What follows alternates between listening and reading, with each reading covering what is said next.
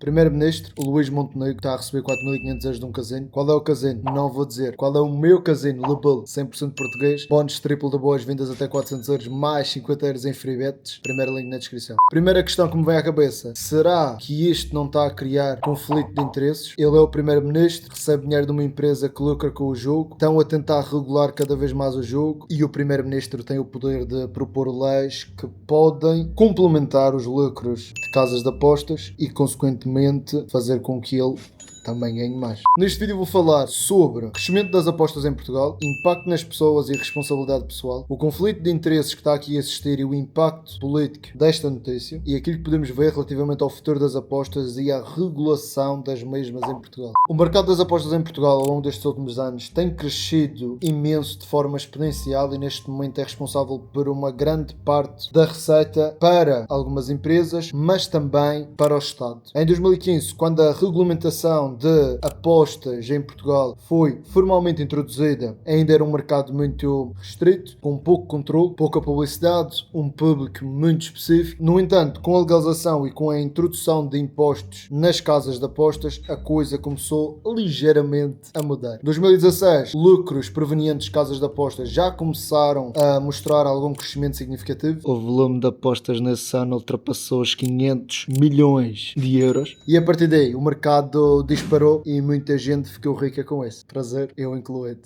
Entre 2017 até 2020, o mercado tem crescido sensivelmente 20% ao ano e o crescimento ao longo dos anos tende a ser cada vez mais exponencial. Em 2020, o mercado das apostas desportivas, não estou a tocar em casino, aquilo que eu sou o melhor e maior profissional do mundo de Portugal, foi avaliado em 1,5 mil milhões de euros. Absurdo. Um crescimento lindo e magnífico em apenas 4 anos.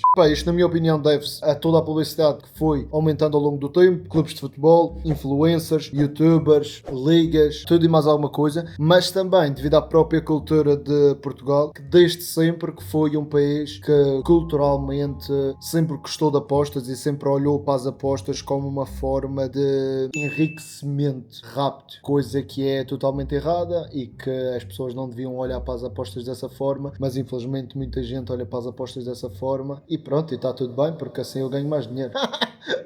A Soraya olhou para mim assim.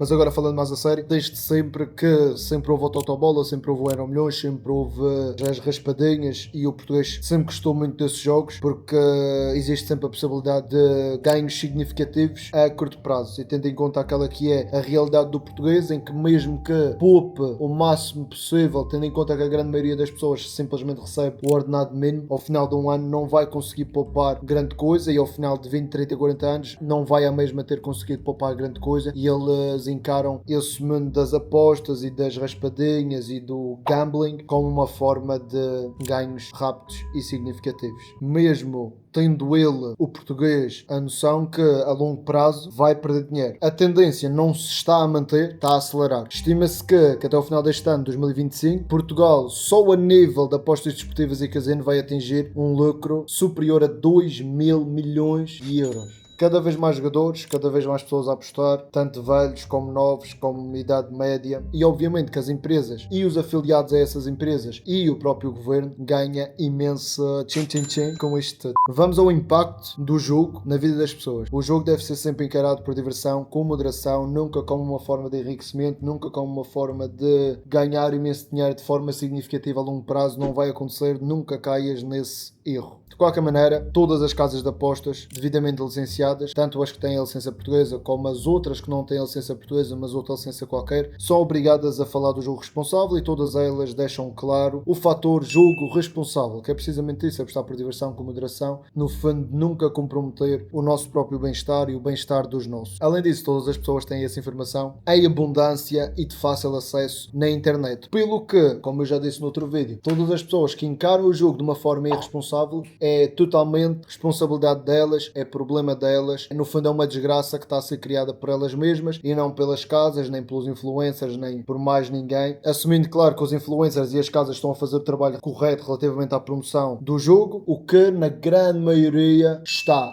a não ser aí uns gordetes, cabelos cinzentos e analfabetos.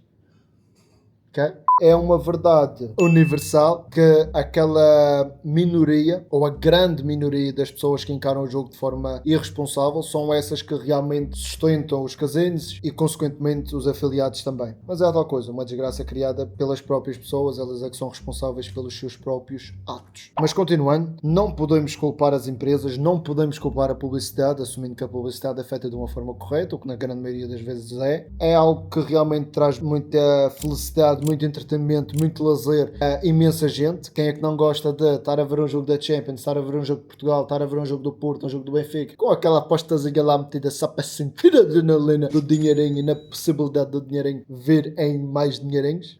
Eu adoro. Ou seja, é algo super bacana. Eu também adoro ir à puta do casino, rebentar dinheiro com os meus amigos, rebentar o dinheiro, ser de facto um profissional do casino. É exatamente isso, é agarrar no nosso dinheiro e fuder o dinheiro no casino. Vai dar bem. E falando nisso, o Trapiche está em lives todos os dias de casino, 24 horas por dia, em checa dos casinos na Twitch. E vou marar da cabeça, este pessoal é louco.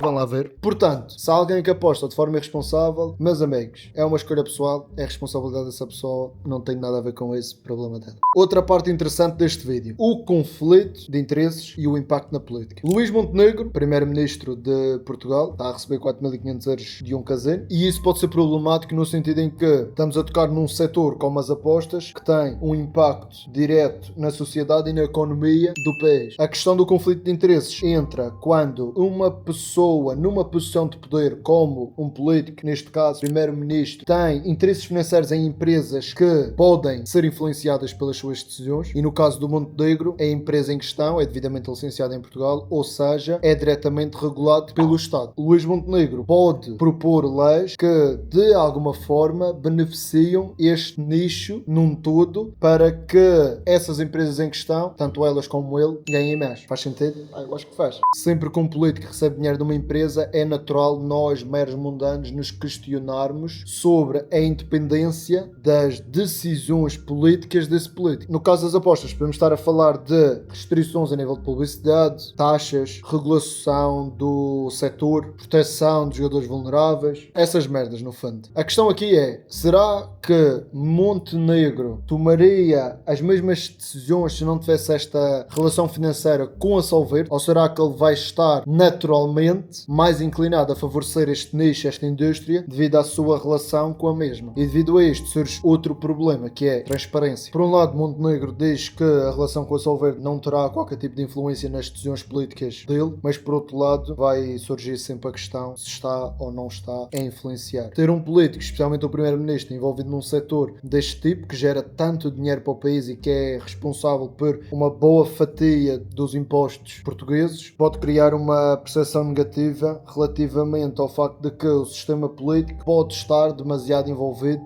com o mercado de apostas em Portugal. E no fundo, se nós, população, começarmos a acreditar que as decisões políticas estão a ser influenciadas por coisas deste género, no fundo é ainda menos credibilidade para o nosso governo. O mercado das apostas, na minha opinião, vai continuar a crescer. É importante que o governo traga boas regulações para o mercado, precisamente para evitar que os irresponsáveis destruam por completo a vida deles. Com notícias deste tipo, não há certezas, nem nunca vai haver certezas que as decisões políticas em relação a esta indústria não estão de alguma forma a ser influenciadas, o que não é bacana. Eu, obviamente, sem querer ser hipócrita, fico muito contente com o crescimento da indústria, porque eu, promovendo casinos e tanto imensamente envolvido com casinos, quanto mais a indústria crescer, mais eu vou ganhar e mais vou poder melhorar a qualidade de vida dos meus. Caso queiram apostar, 100% gratuito, apostasdescomplicadas.com, prognósticos, notícias e jogos em direto, vão lá ver. O desafio é garantir que o crescimento ao longo dos anos seja um crescimento responsável e sustentável, ou seja, para nunca chegarmos a um ponto em que, devido a esta epidemia de apostas desportivas e casinos e o vício, que nunca rebente por completo Portugal. A situação do nosso primeiro-ministro Luís Montenegro com o casino em questão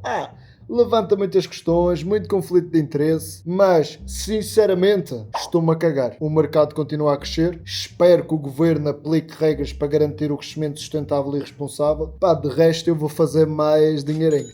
Beijinho, amanhã há mais.